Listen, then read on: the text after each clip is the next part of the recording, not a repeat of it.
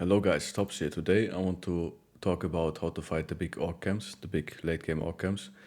And this camp has a 76% chance of a famed item, so that's one reason why you want to fight them. They have really high chance of a famed item. I don't think this is like the biggest camp. They can go up to like more warriors and they can have champions and stuff. They can have a plethora of young and more berserkers. So like this even not as strong. It can be more.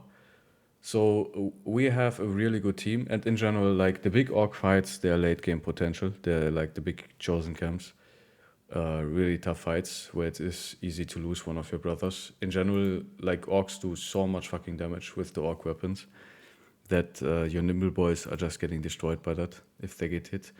Even your forge bros are getting destroyed by this when they're getting hit. So you want to have, in my opinion, a lot of Battleforge boys with big two-handers, like hammers, maces, great axes. Having a cleaver to disarm and to decapitate orc youngs and orc berserkers, especially orc berserkers, is useful. But in general, you want to have the big two-handers. I don't like to bring a lot of backline because the orc warriors, they're constantly trying to break through, and then when one of these nimble guys is getting into contact, it's no fun for them. Tanks can really help you in this fight and are kind of necessary to make this fight good and approachable. That's Indom tanks. Make sure that you bring a lot of shields because orcs have no problem of bashing a Sipar in one turn. Like that's not too hard for them. So having like a tank with like 4 shields in the backpack with backs and belts is recommended. You can go with 2, but then you have to realize that you might have only 3 turns until your tank is without a shield and you need to help him. You kind of need to rescue him, right? Battleforge tanks tend to do better than nimble tanks, although nimble tanks are possible, but just not as durable as full forge tanks. As you guys can see, we have a full late game company. It's a late game fight. It's not a joke. And there will be people who will say, yeah, I can do this day 50 with like fearsome and stuff, no biggie, 0% chance of something going wrong. Look, listen, like orcs do so much fucking damage. If they hit like one of my forge bros like 3, 4, 5 times, he's just dead, like a dog. If a flail berserker comes in, headshots him, he's dead. Like you can have 1,000 melee defense, like there's 1 in a 20 chance or 1 in a 400 chance that this guy just dies like a dog. And there's no way around it. If RNG is not on your side, your bros will lose. That doesn't mean that you don't have to watch your positioning good and that you have to be careful and stuff. Rotate is really nice. I like to normally have a rotate banner with high defense and indom, so I can rotate in a bad spot and indom. Kind of like an off tank. That's how I like to build my banner. Really useful in this fight. Underdog is absolute king because you will get surrounded and it's not going to be fun. And if you get surrounded by 4 orc warriors and you don't have underdog, you're guaranteed that if you have underdog, you might survive long enough that your team can help you. Fearsome can help you in these fights. Fearsome is pretty good versus orcs. Although I have found that Fearsome a lot of the times doesn't break orc warriors fast enough to completely eliminate the threats. Again, archers can be nice to shoot down the berserkers and the orc youngs, but especially in these fights where we are outnumbered 1 to 2 or 1 to 3, I don't like to bring them. Like they are getting themselves in trouble fast and they do basically nothing versus orc warriors. Even with throwing weapons, they don't do much.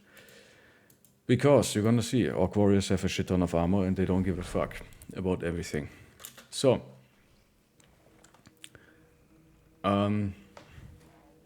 yeah, there are the orcs. Alright, Zerkas and Youngs, they charge and stun you. Orc warriors, they break through. Yeah, good thing is you can't stun them. But they're gonna stun you. Nice, isn't it? Alright, so good idea right away is to put my tank in here and indom. So having like good tanks in these fights can make the fight significantly easier. Be aware, never put a tank in front of an orc berserker with a flail. The flail ignores shield bonus damage and your tank will get hit at some point and then he's dead. In this case, we have the golden shield, so it's not gonna be broken, but just imagine we had the other shield. Actually, I think I will try to swap so I can show you how fast that shield goes. And in this case, like abusing this terrain, these choke points is kind of nice, and attacking them before they attack you can be helpful in order to avoid the charges from them. Killing Zerkers as fast as possible is just mandatory. And yeah. And there's kind of some RNG involved. Okay, pray to RNG this, boys. We're going. There's the Warlord. Try to focus down the Warlord, because the Warlord has the has Fearsome, but he also has the Scream that makes Orcs confident and your guys not confident. So focusing this guy down and killing him fast should be a priority. Next to the Berserkers. Problem is this guy is just a casual 500 armor with 300 hit points, so yeah, good luck focusing him down. Again, cleavers tend to do fast work of these Zerkers. And there you can see this guy is already very wearing, so unless this guy starts to scream, he's gonna break fast. Alright, let's go, second round, we're getting charged. We could have just went full in and avoided the charges, therefore, but then I would have missed a full attack, so I didn't want to do that. So now my banner is engaged, he's an indoor banner, so that's kind of fine. Trying to kill the Zerkers fast, always good. And just to show you, I'm gonna swap to the other shield and I will not indoor to show you how fast these shields goes, especially versus something like Orc Warriors. Okay, so avoiding having boys in the backline means that you are less likely to get pushed through by the Orcs, by the Orc Warriors, that is. By the way, they have shields. I hate shields. Oh, Warlord goes. See, we have an issue.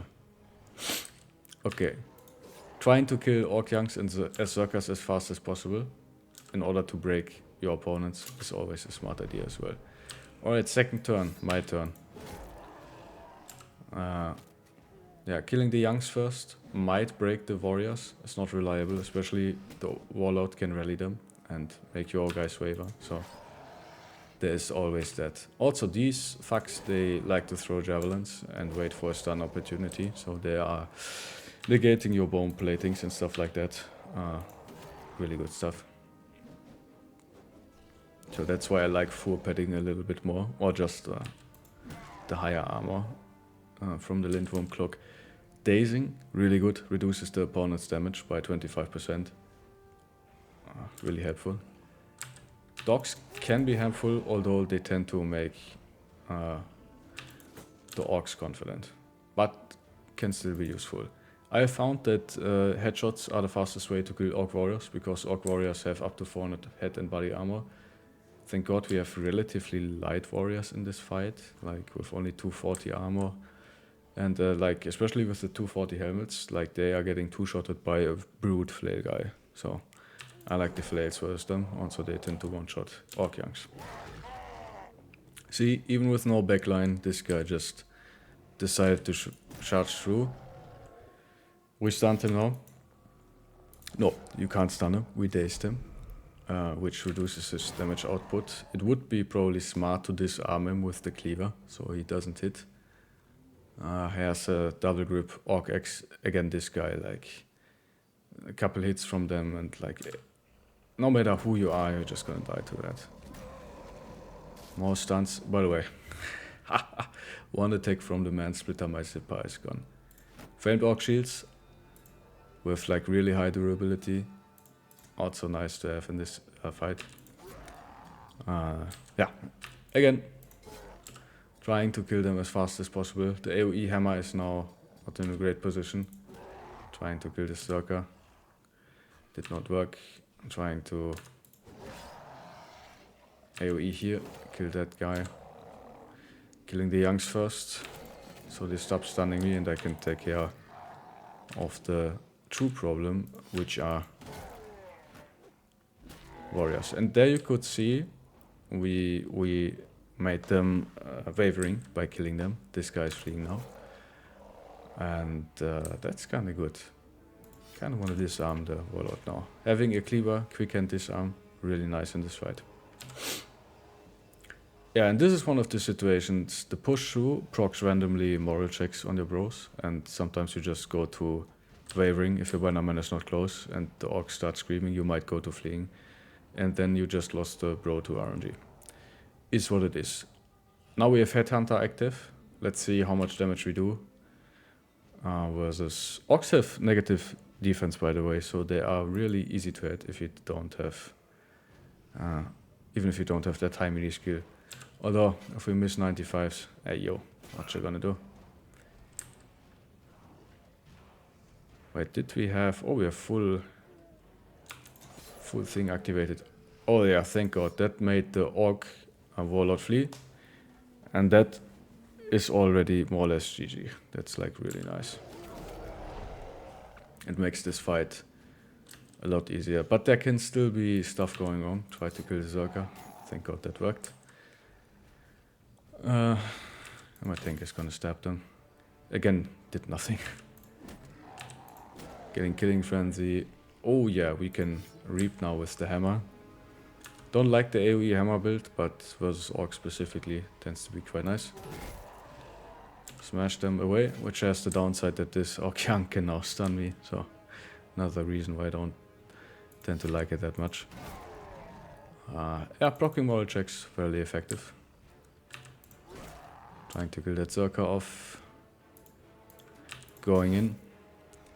Okay, let's see how much we do versus 300 head armor untouched. Wasn't too much. Wasn't too much, must have been a low roll. Normally we do like really high damage versus that.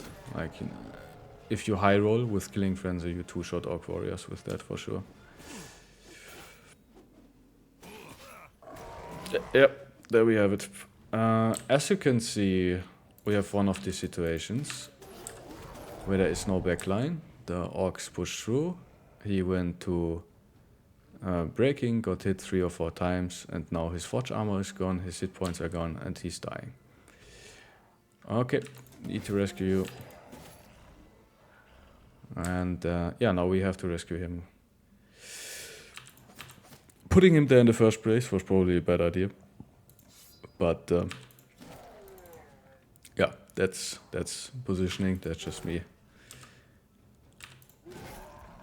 And yeah, as you can see, guys, these guys are fucking tough, man. Like, if you fight like a dozen warriors in one of these camps, it's really bad. See, the AoE hammer build, I pushed him back, now he could charge me. Don't like that. Okay. Warlord is now dead.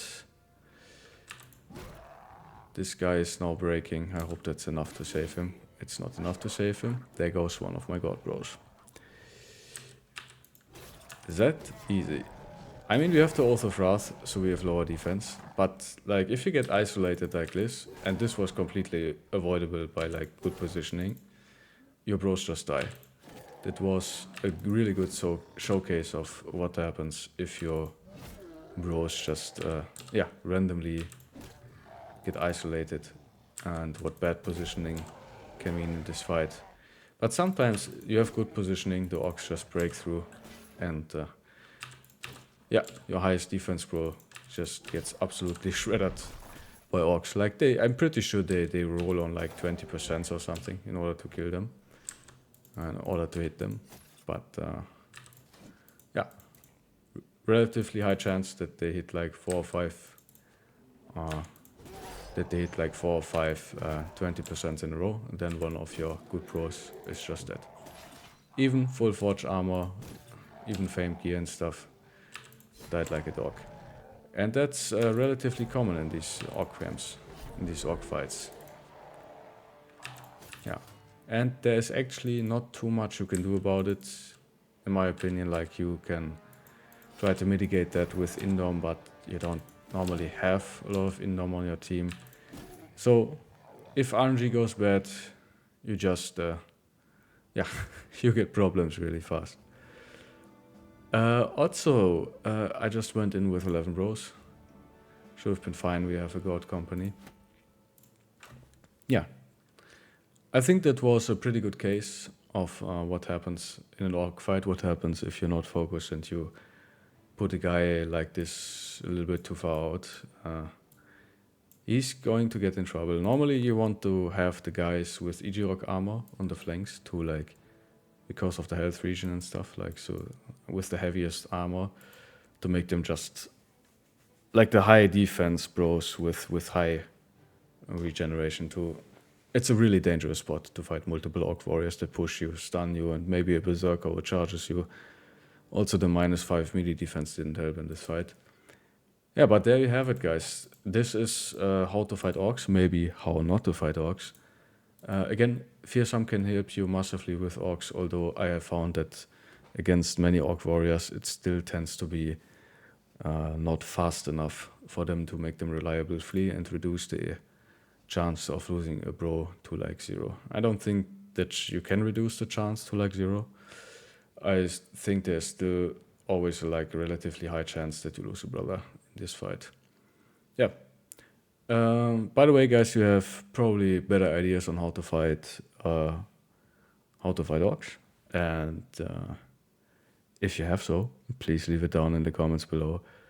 I'm gonna see you there. Also, I'll live stream daily on Twitch and YouTube. You can join me there and see me live playing this company. That was my Oathtaker run. It was quite nice. We have a couple of really cool fencers in this fight, in this run. Really nice fencers. Had a lot of fun. Did a lot of damage.